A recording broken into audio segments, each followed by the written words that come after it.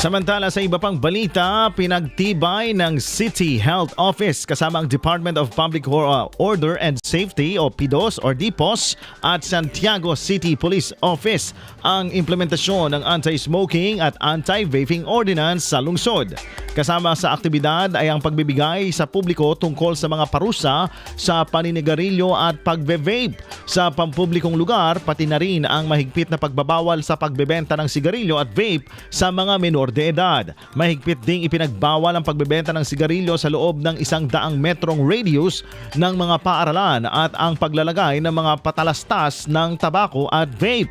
Ayon sa City Health Office, ang hakbang na ito ay hindi lamang para parusahan ng mga lumalabag, kundi higit sa lahat upang protektahan ang kalusugan ng mga mamamayan at hikayatin ang lungsod tungo sa isang smoke-free at disiplinadong komunidad. Ang patuloy na kampanya ay bahagi ng programang pangkalusugan ng lokal na pamahalaan na naglalayong magbigay edukasyon at palakasin ang kaalaman ng publiko tungkol sa panganib na dulot ng tabako at vape. IFM News.